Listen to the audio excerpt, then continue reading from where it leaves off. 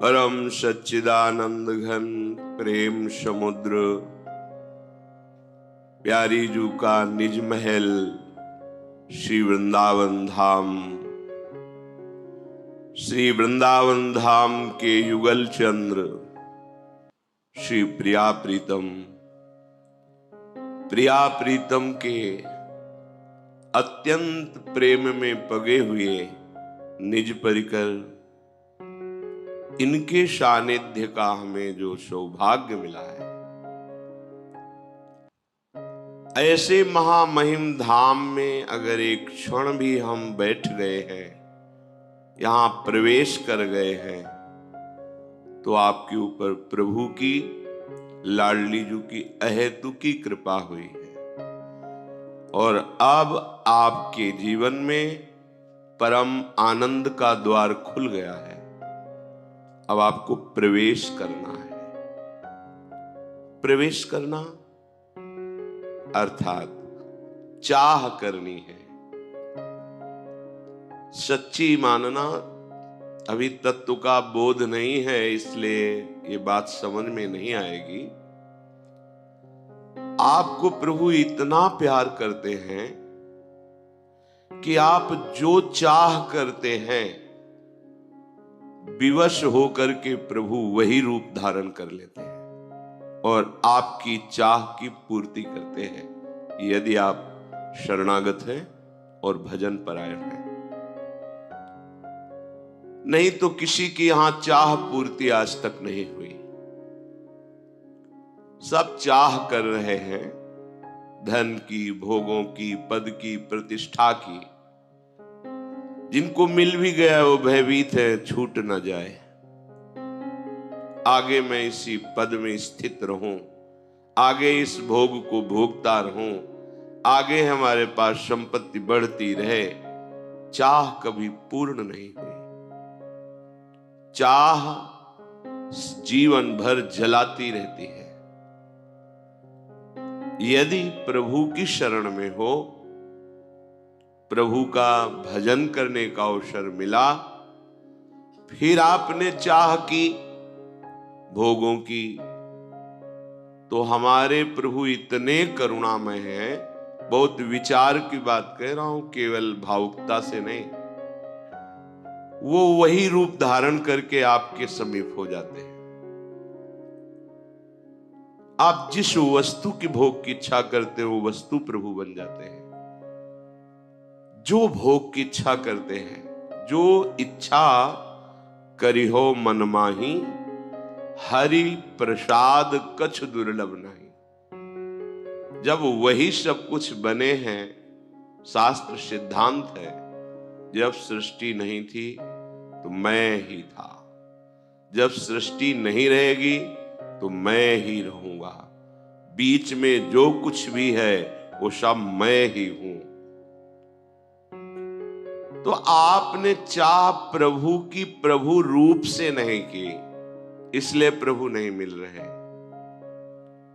आप चाह उन्हीं समर्थ प्रभु से जो जो कर रहे हैं, वो देख रहे हैं, तुम्हारी सुन रहे हैं।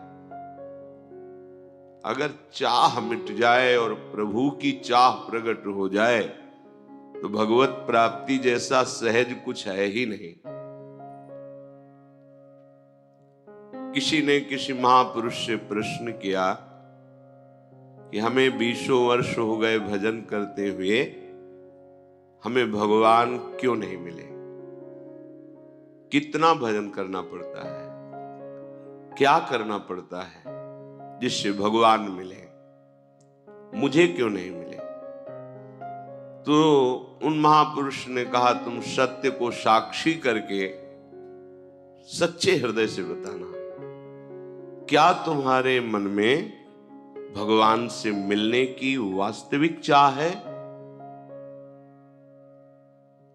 थोड़ी देर शांत रहे और कहा, कभी कभी ऐसा आता है कि भगवान मिल जाते तो ठीक है।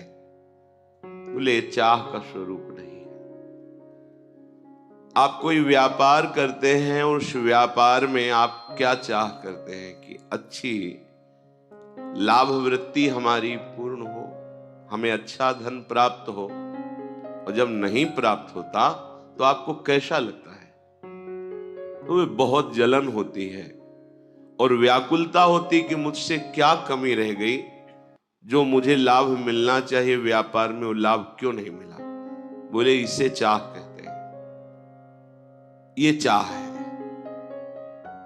आपका हृदय जलने लगे, अंतर दाव लगी रहे, धुआं न प्रगटे कोय, कह जाने दिल आपनो या जा सिर बीती होए।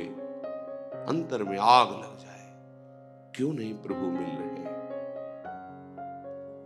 बोले आपको सुख से नींद आती है, भोजन अच्छा लगता है, परिवार से बातें करने में अच्छा लगता है, घूमना फिरना अच्छा लगता है, सच्ची बताना। बोले जी। तो बोले अभी चाह ही नहीं प्रभु की मिलन की। चाह जब प्रकट होती है तो विषय भोग, निद्रा, हंसी, जगत प्रीति, बहुबात, ये अच्छा ही नहीं लगता, कुछ अच्छा नहीं लगता। तद्विस्मरणेन परम व्याकुल। ऐसे महापुरुष से विस्मरण तो होता ही नहीं। अगर विस्मरण का भ्रम हो जाए, परम व्याकुल देते, तड़पने लगते हैं, प्राण व्याकुल होने लगते हैं। और भोग सामग्री, लोक लोकांतर की पद प्रतिष्ठा चाह से ही केवल पूर्ण नहीं होती, उसके लिए आपको प्रयत्न करके साधना, सुकृत, पुण्य, तपस्या और भी सब करना पड़ेगा। लेकिन सच्ची मानो प्रभु की प्राप्ति केवल चाह से होती है। बस ये चाह प्रकट करना महापुरुषों के संग से ही हो सकता है। साधना से प्रभु का साक्षात्कार नहीं होता, तपस्या से प्रभु का साक्षात्कार नहीं होता। आपको लगेगा ऐसा क्यों कह रहे हैं? क्योंकि आज तक कोई साधना का मूल्य ऐसा नहीं हुआ जो प्रभु को खरीद सके। अनंत महामहिम प्रभु को कोई तपस्या के द्वारा खरीद सके, ऐसा कहीं प्रमाण नहीं मिला। लेकिन जब चाह करके अंदर से हमारी व्याकुलता बढ़ती है, तो बाहरी चेष्टा को आप साधना कह लें, तपस्या कह लें, योग कह लें, वो अलग बात। उस चाह में प्रभु का प्रादुर्भाव हो जाता है। ऐसी चाह जिसने सब चाह को भस्म कर दिया, अब जिया ना जाए, जिया ना जाए, अब चैन नहीं। ये चाह जितनी ज्यादा प्रकट होगी, जैसे काम की चाह प्रकट होती है